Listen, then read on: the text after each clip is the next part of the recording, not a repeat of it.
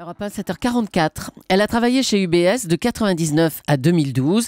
Elle est au cœur du scandale de l'évasion fiscale et elle publie un livre intitulé « La femme qui en savait vraiment trop » sur les coulisses de l'évasion fiscale en Suisse. Stéphanie Gibaud est votre invitée, Thomas, pour l'interview vérité d'Europe 1. Bonjour Stéphanie Gibaud.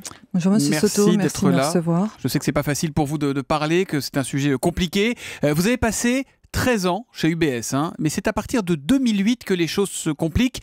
Un jour du 25 juin 2008, vous le racontez dans le livre, votre supérieure entre en trompe dans votre bureau et qu'est-ce qu'elle vous demande à ce moment-là ? Et elle me demande à ce moment-là de détruire tous les fichiers Excel qui sont sur mon ordinateur, sur mon disque dur, qui contiennent les noms des clients et des prospects de la banque, ainsi que le nom de leur chargé d'affaires français et ou suisse correspondant. Donc elle vous dit de faire disparaître toutes les traces qu'il y a dans votre ordinateur ? Absolument. En parallèle, elle m'annonce qu'il y a une perquisition chez le directeur général. Donc il y a le feu. Au moment où elle rentre dans votre bureau, il y a le feu. Il faut aller vite. Absolument. Et moi, je ne comprends absolument pas ce qu'elle me demande. Mais ces clients, ce sont des clients lambda ou ce sont des clients, entre guillemets, douteux, des clients illégaux, des clients qui ont placé de l'argent en Suisse illégalement ?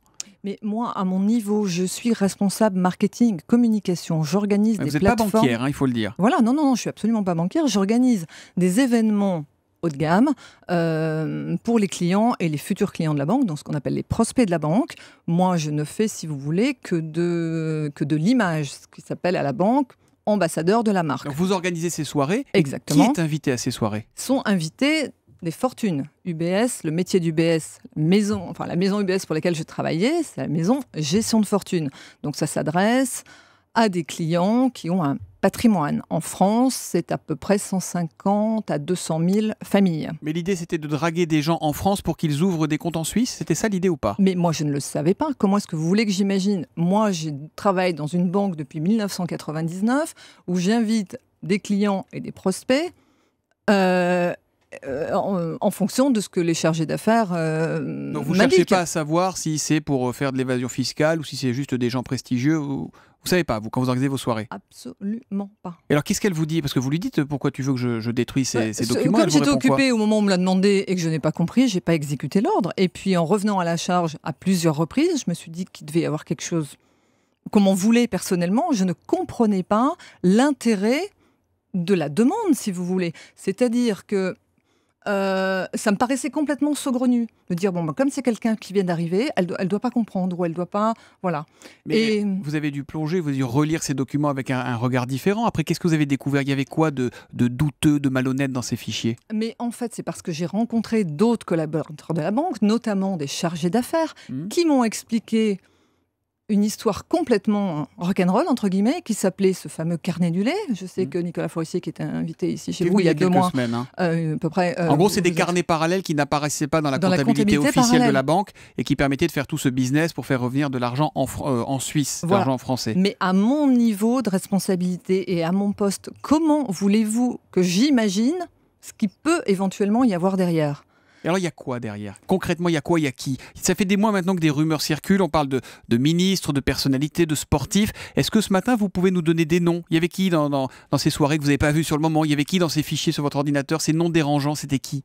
Ces noms dérangeants, c'est ce que je vous disais tout à l'heure. Il y a environ 150 000 familles qui peuvent être clientes de la banque. Donc, ce sont des noms de ces familles les plus riches. Je ne suis pas ici pour vous...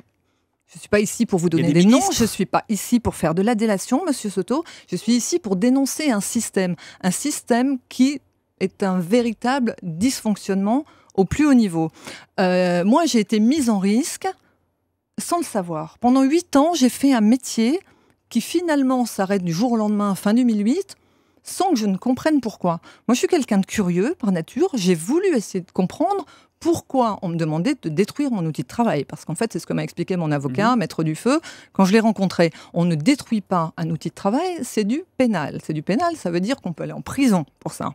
C'est là où j'ai compris qu'effectivement, la nature des informations que je détenais dans ces fichiers Excel... était sensible. Le fait d'avoir le nom d'un client, donc on va dire Monsieur Dupont, ou Monsieur Durand, ou Monsieur Martin, dont le chargé d'affaires... Est-ce que c'était des gens connus ? Est-ce qu'il y avait des gens de pouvoir ? Est-ce qu'il y avait des gens sans donner d'identité ? Le profil des clients, essentiellement, ce sont ce qu'on appelle les créateurs de richesse, les entrepreneurs. Mais vous avez Donc ça aussi, peut être des grands patrons. Voilà, les grandes familles françaises. Et vous avez aussi, parce qu'on en a beaucoup parlé, des gens relativement connus parce que leur métier font que ce sont... Les sportifs, on a entendu des noms de footballeurs circuler notamment. Je sais, oui. Et vous les avez vus aussi, ces noms? Oui, j'ai vu des noms, bien sûr. Christian Carambeau, je crois, notamment, a été cité. À partir du moment où vous résistez, comment se comporte UBS avec vous? Qu'est-ce qui se passe? Mais ça a été terrible. Ça a été un véritable, ce que décrit l'inspection du travail comme étant un acharnement. Donc ça va bien plus loin que le harcèlement. C'est-à-dire que tout est fait pour vous mettre par terre, pour vous discréditer.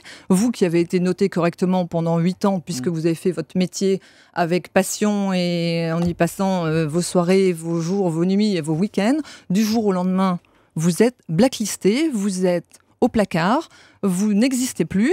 Moi, j'ai eu instruction de ne plus envoyer de mail alors que les clients internes de la banque, mes chargés d'affaires, en recevaient. Ça va jusqu'à votre vie personnelle, jusqu'à votre vie privée ou pas? Mais si vous voulez, quand on vous demande de...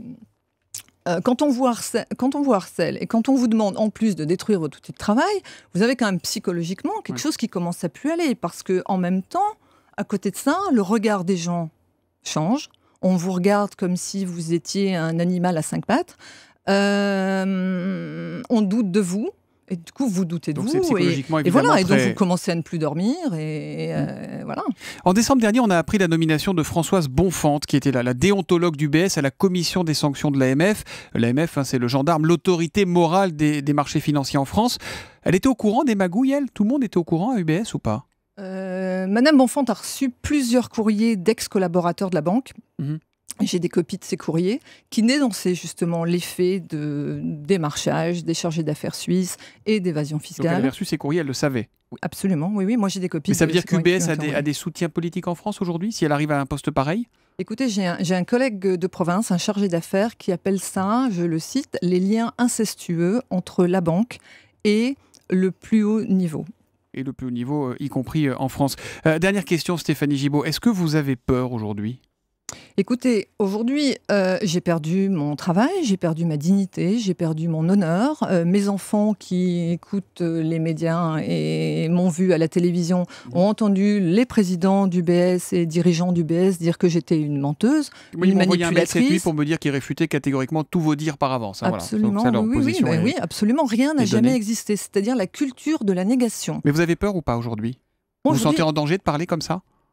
J'ai tout perdu, monsieur Soto. Mon honneur, ma dignité, mon travail. Ça fait 2 ans que je suis à me battre contre, je ne vais pas dire des moulins, mais en tout cas contre une justice qui est d'une lenteur absolue. C'est assez humiliant quelque part. Merci Stéphanie Gibaud. Je rappelle le nom de votre livre qui sort aujourd'hui, La femme qui en savait vraiment trop, les coulisses de l'évasion fiscale en Suisse. C'est passionnant et c'est à lire aux éditions du Cherche Midi. Merci d'être venu sur Europe 1 ce matin. Bonne journée. Europe 1, il est 7h52.